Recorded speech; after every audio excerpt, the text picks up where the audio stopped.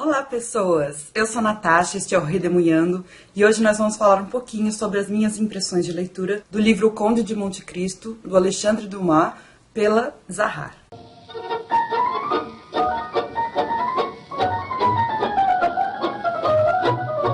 Bom, eu já comentei com vocês uma vez que eu não pretendia fazer um vídeo específico para esse livro, porque não foi um livro que me despertou grandes reflexões a ponto de eu querer discutir ele no canal. Mas muita gente pediu lá no Instagram para eu fazer o vídeo e eu entendi porque. Inicialmente eu estava pensando que já existem vários vídeos aqui no BookTube sobre o Conde de Monte Cristo, mas depois eu entendi que as pessoas estavam pedindo para eu fazer o vídeo porque muitos de vocês inscritos aqui no canal têm um gosto de leitura parecido com o meu. Então vocês não querem saber só sobre a obra, né? Vocês querem saber um pouco a minha opinião e a minha experiência. É sobre isso que eu vim falar hoje. Este livro estava nas minhas metas para 2017. Ele é bem grossinho. Tem 1.663 páginas nessa edição aqui da Zahar. Ó, a diagramação não é muito grande. É um livro de bolso, a página é super fininha, como se fosse quase um papel bíblia, sabe? Mas eu não tive problemas com a edição especificamente. Já vi gente que sim, que por exemplo a capa saiu porque a pessoa carregava na mochila.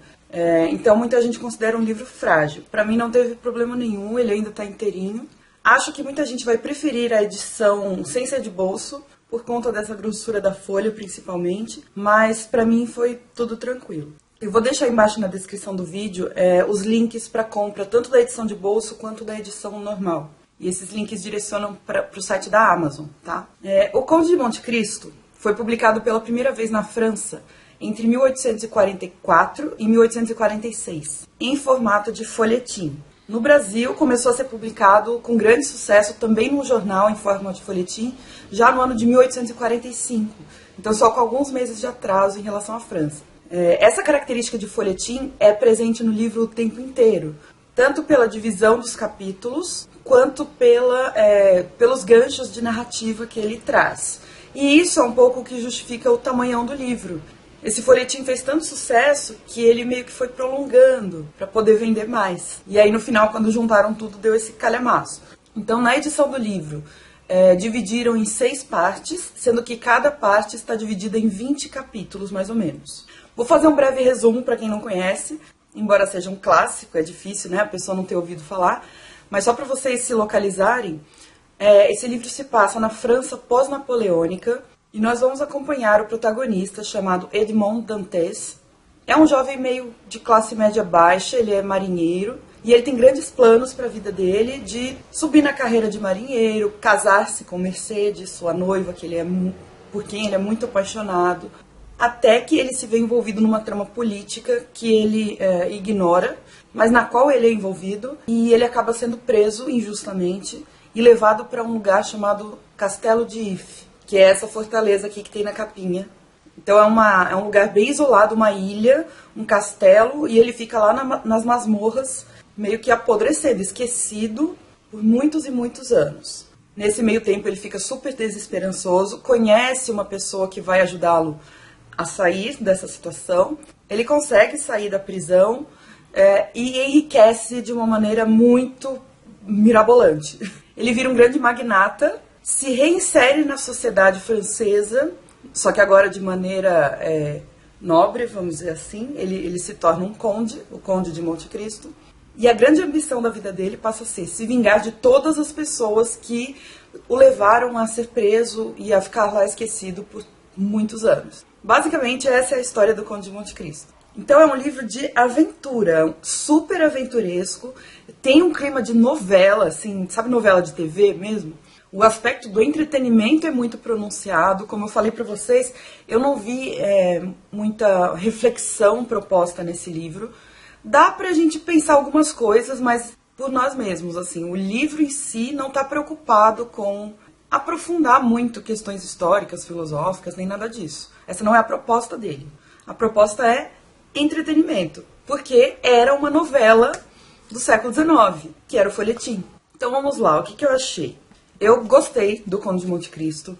Não sei se era o melhor momento para eu ler. Eu ando um pouco arrastando leitura de livros muito longos, que é esse caso. Então foi um livro que demorou bastante para eu ler. Confesso que existem ondas de empolgação e desânimo ao longo do livro. Então tem momentos que você gosta bastante. Por exemplo, os que eu mais gostei foram a primeira parte, que foi a parte da prisão, e a última parte, que é quando as vinganças efetivamente acontecem. Todo o meio, todo o miolo, eu achei muito enrolado, assim. Dá pra entender o que tá acontecendo, mas é um pouco desnecessário. Eu não sei se eu posso dizer isso. Me pareceu um pouco enrolaçãozinha. E isso, com certeza, é consequência do folhetim, de produzir bastante coisa para vender bastante também. Na minha cabeça, eu comparei bastante esse livro com Os Miseráveis, do Victor Hugo. E eu achei, por exemplo, que os personagens do Victor Hugo são muito mais fortes, muito mais bem construídos do que os do Dumas.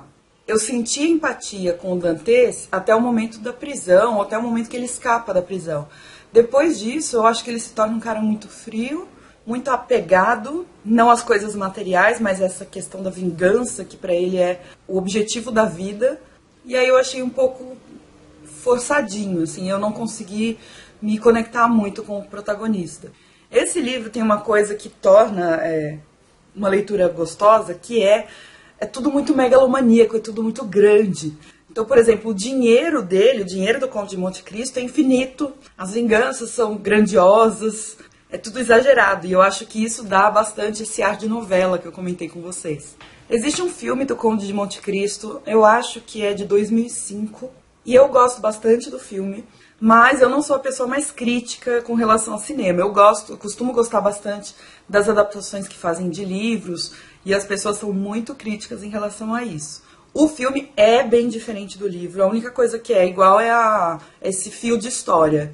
É o cara que vai preso, escapa, enriquece e vai se vingar depois. E também o cenário da França pós-napoleônica também é mantido no filme. Mas o final é completamente diferente e as vinganças são completamente diferentes também. E eu gostei do filme principalmente porque tudo consegue se resolver naquele espaço de tempo do filme. Eu não lembro qual a duração, 2 horas e pouco, 2 horas e meia. Enquanto que no livro, como eu falei pra vocês, ele é muito grande. Então a primeira parte e as 2 últimas são bem dinâmicas, as coisas realmente acontecem. O miolo, ele é um pouco enrolado. Claro que é o momento da construção da vingança, é quando você vai entender o que os outros personagens fizeram ao longo desses anos em que o Dantes estava preso. Mas ainda assim, eu acho que poderia ser menor. Pra vocês terem uma ideia, a primeira vingança, ela realmente se concretiza depois da página 1200. Então a gente fica aí, sei lá, 1000 páginas esperando, né, as coisas acontecerem, e elas só vão acontecer no finalzinho. Aliás, o final, e com o final aqui eu quero dizer o último capítulo, eu achei meio esquisito, não gostei do final que o Alexandre Dumas colocou pro livro. Teve uma coisinha que me chamou a atenção, por conta de uma outra leitura que eu fiz um pouco antes do Conde de Monte Cristo, que foi o livro Orientalismo, do Edward Said, que eu resenhei aqui pro canal.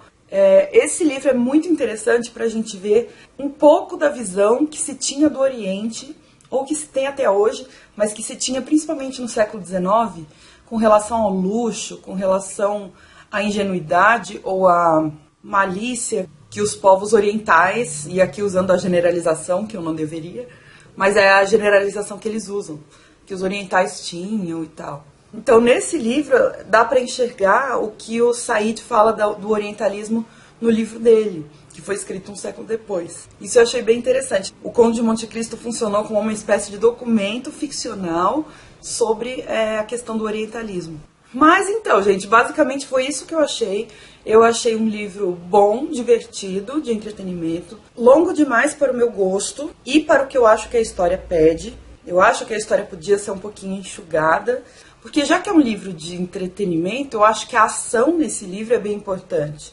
E tem muitos momentos em que não acontece nada, você só está entendendo um pouco do contexto, e isso fica um pouco arrastado. Não me conectei muito bem com os personagens, nem gostei tanto do final. A escrita é muito boa, essa tradução da Zahar ganhou um prêmio, ganhou o prêmio Jabuti, a tradução é do André Teles e do Rodrigo Lacerda, e eu realmente gostei bastante disso. Mas, pra mim, no geral, foi uma leitura mediana, vamos dizer assim. Foi uma leitura ok, foi divertida, talvez não tenha sido o momento certo pra mim. É um bom livro, mas não me cativou. Então é isso que eu tinha pra dizer pra vocês, espero que tenham gostado da resenha. Deixa um joinha pra mim, por favor, que ajuda bastante. Se inscreva no canal se você quiser receber os vídeos novos, ativa o sininho e a gente se vê no próximo vídeo. Tchau!